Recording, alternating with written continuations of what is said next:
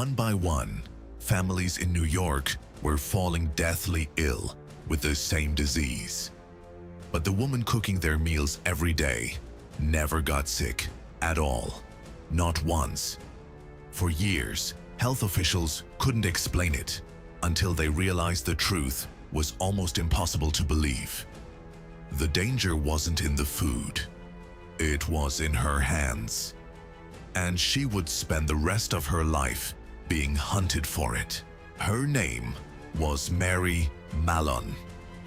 Born in Ireland in 1869, she emigrated to the United States as a teenager, eventually building a respected career as a cook for wealthy families in and around New York City. She was known for her skill in the kitchen. Families competed to hire her. But wherever Mary worked, a strange and deadly pattern kept repeating. Between 1900 and 1907, Mary cooked for 8 different families. In 7 of those households, people began falling seriously ill with typhoid fever, a dangerous bacterial infection that, at the time, killed roughly 1 in 10 people who contracted it. Typhoid fever normally spread through contaminated water or food handled by someone who was already visibly sick. Fever, exhaustion, a telltale rash. But Mary showed absolutely no symptoms. Not a fever, not fatigue, nothing. By every visible measure, she was in perfect health. Doctors and health officials at the time were baffled. If typhoid only spread from sick people, how could someone who was never sick be leaving a trail of deathly ill families behind her? Household after household. In 1906, a sanitary engineer named George Soper was hired to investigate a mysterious typhoid outbreak in a wealthy Long Island household. Soper traced the outbreak methodically, ruling out contaminated water, and eventually zeroed in on something unusual. The family's cook had been hired just 3 weeks before the outbreak began and had abruptly left shortly after. Soper began digging into her employment history, and what he found stopped him cold. He traced Mary's past jobs, one after another, and found the same devastating pattern following her from household to household for years.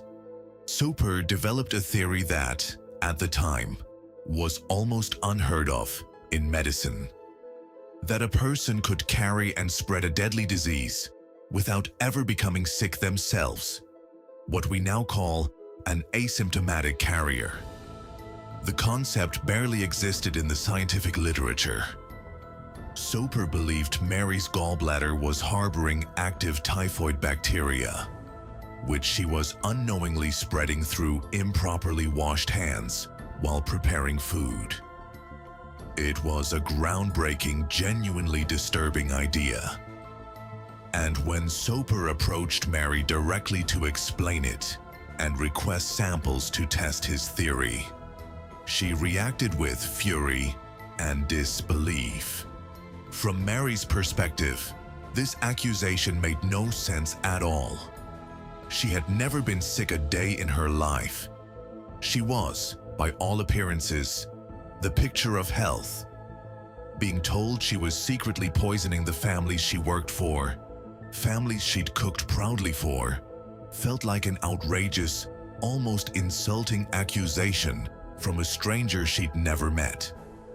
She refused to provide samples.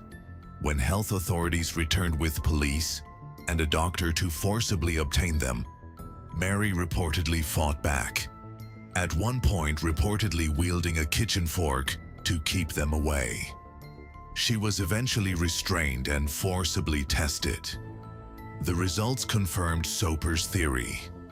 Her body was indeed carrying active typhoid bacteria. In 1907, Mary was forcibly quarantined by New York City health authorities and sent to an isolated cottage on North Brother Island, a small island in the East River used to isolate patients with dangerous infectious diseases. She had committed no crime. She had never intentionally harmed anyone. Yet she was confined there for nearly 3 years, without trial, without a clear release date, based entirely on what her body was unknowingly carrying.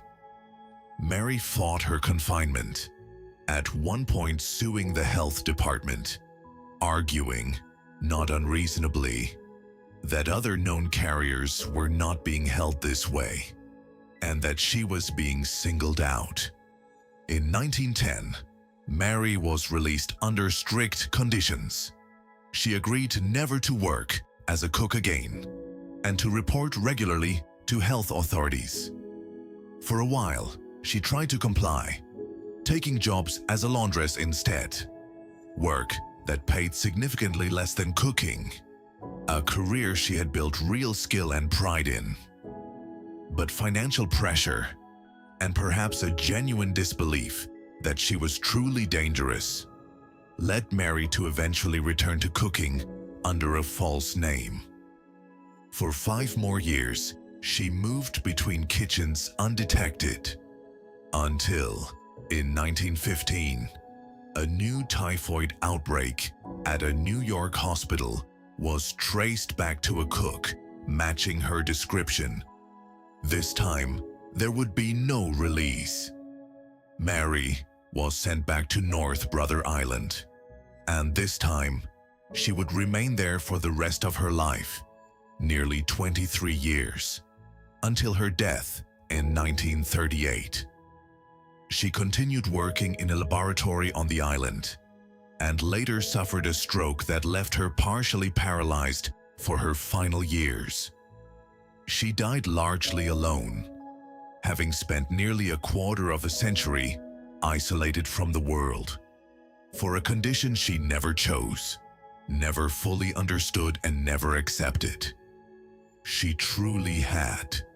Mary Mallon's case remains one of the most ethically complicated stories in the history of public health. She is believed to have infected around 50 people over her lifetime, several of whom died. Her case genuinely proved the danger of asymptomatic disease carriers, a concept that remains critically important in public health to this day, from typhoid to modern pandemics. But it also raises a question medicine still struggles with. How far should society be allowed to go to isolate someone who poses a genuine danger, but who has committed no crime and has no meaningful understanding or acceptance of the harm they're causing? Other known typhoid carriers of that era, mostly men, were monitored but never confined the way Mary was. A disparity many historians point to when discussing her case today. Today, Typhoid Mary has become a household phrase, but the real woman behind it lived a far more complicated, tragic story than the name suggests. If stories like this fascinate you, subscribe. Every week, we dig into the strangest true stories medicine has ever recorded.